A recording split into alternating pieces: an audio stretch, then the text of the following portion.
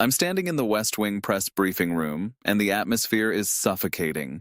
Just 47 seconds ago, Donald Trump dropped a diplomatic bomb that has sent shockwaves through every European capital.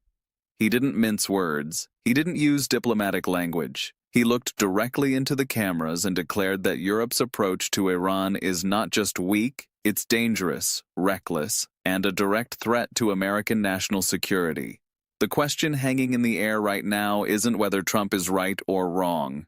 The question is whether the transatlantic alliance can survive what he just said. Because this wasn't a policy disagreement. This was a public humiliation of America's oldest allies delivered with the subtlety of a sledgehammer. I watched European ambassadors file out of the room with their faces drained of color. The German representative looked like he'd just witnessed a car crash. The French diplomat was frantically typing on his phone, probably warning Paris that the special relationship just flatlined. This is the moment historians will point to when they ask, when did the West truly fracture? Let me take you back to exactly what happened. At 2:17 p.m. Eastern Time, Trump was asked about the recent Iranian uranium enrichment levels, which have now reached 60%, dangerously close to weapons-grade material. The reporter, from Reuters, asked a straightforward question about coordination with European allies. That's when Trump's face hardened. That's when everything changed. He leaned forward, gripping the podium with both hands, and said something that will be quoted for decades. Europe is playing a game of make-believe. They think they can negotiate with a regime that chants death to America in their parliament. They think sanctions relief will make Iran behave. Let me be crystal clear. Europe's weakness on Iran is subsidizing terrorism, funding proxy wars, and bringing the Middle East closer to nuclear catastrophe.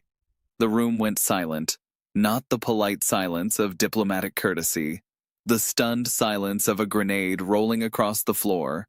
I could hear the air conditioning humming. I could hear a photographer's camera clicking nervously. Nobody moved. European correspondents were furiously scribbling notes, knowing their editors back home were about to have a meltdown.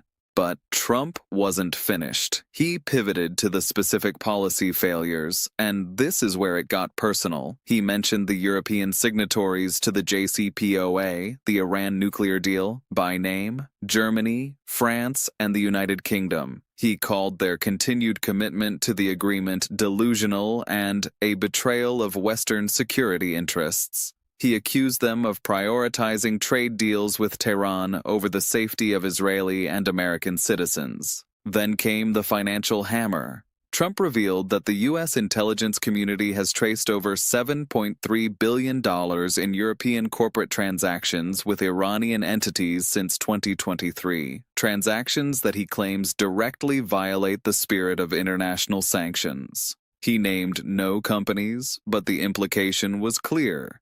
European businesses are profiting while Iran builds its nuclear infrastructure. The German Chancellor's office issued a response within 18 minutes. 18 minutes. That's how rattled Berlin is.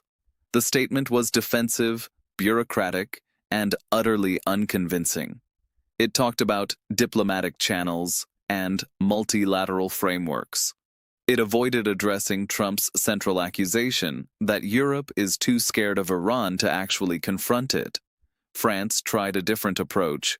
President Macron's spokesperson went on the offensive, calling Trump's remarks unilateral aggression and a rejection of allied consultation.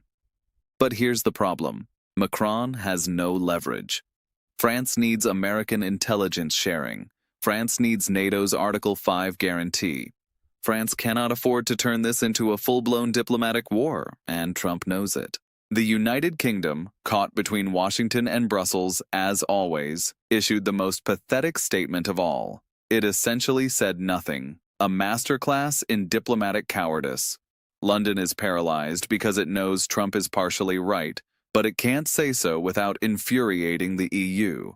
What makes this crisis so dangerous is the timing.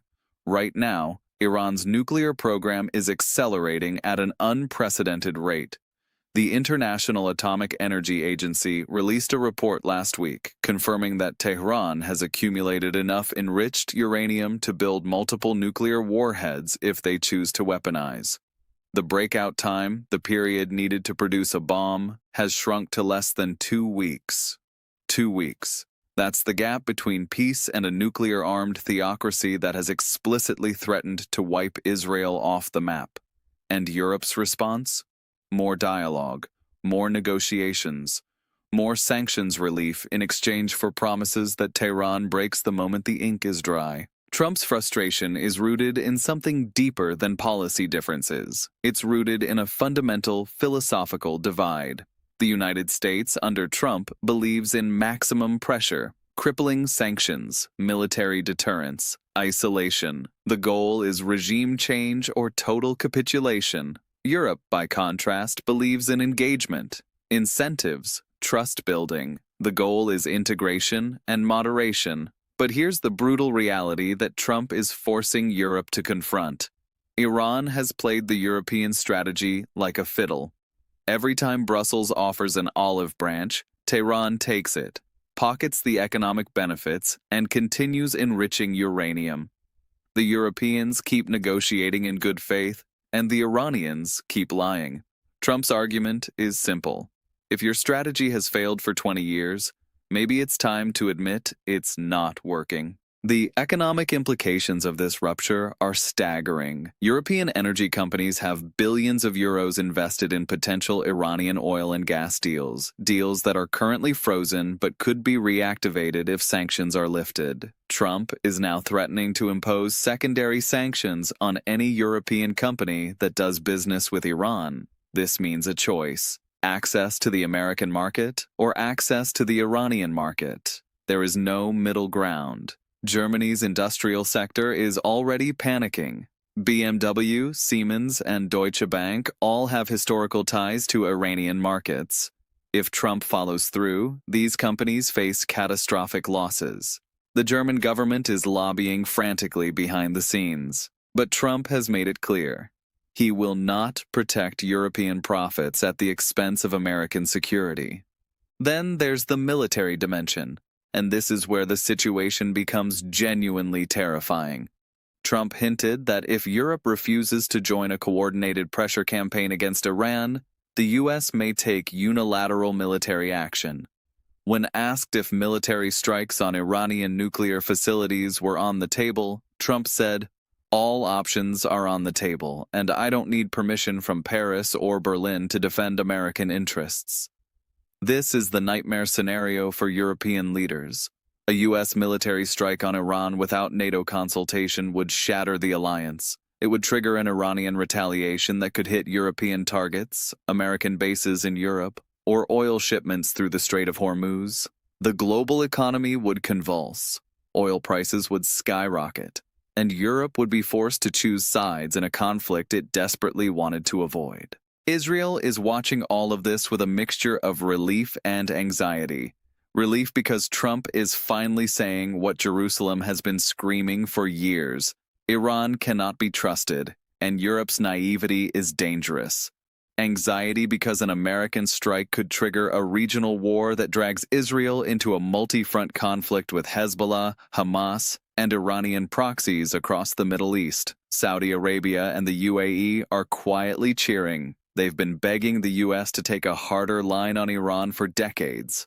They see Europe's soft approach as an existential threat because they're the ones in Iran's crosshairs.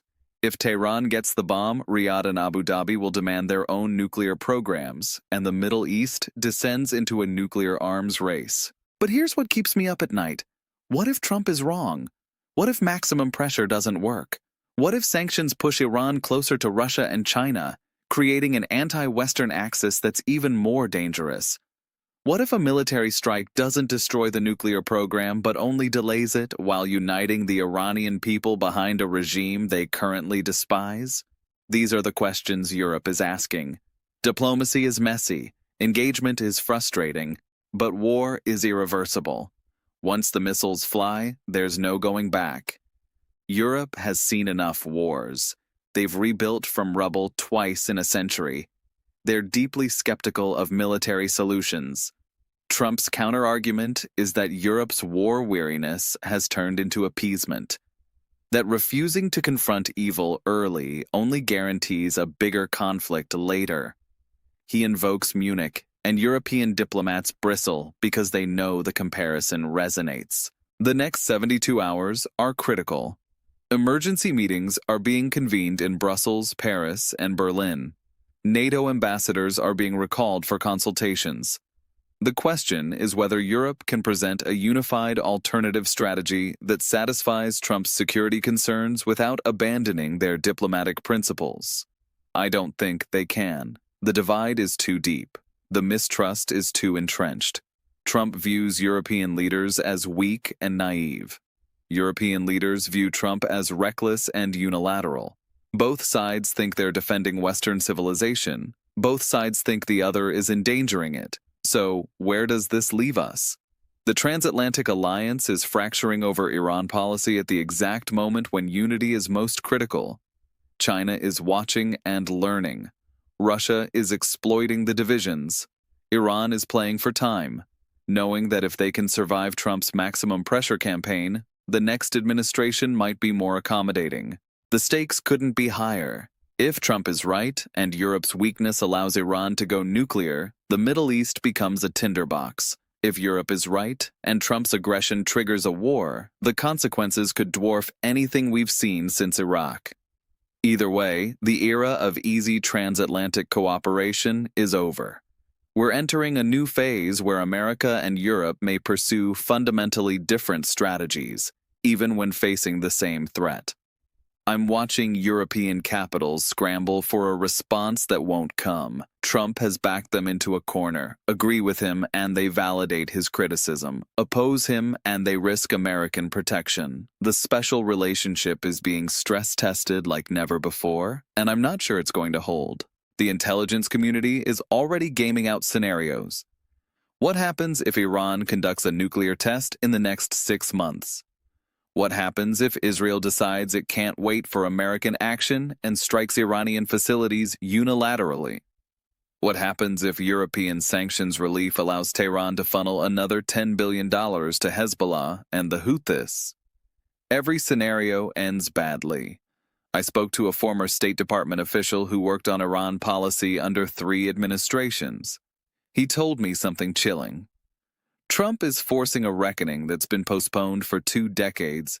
Europe hoped Iran would moderate. They were wrong. Now they have to decide if they're willing to admit it.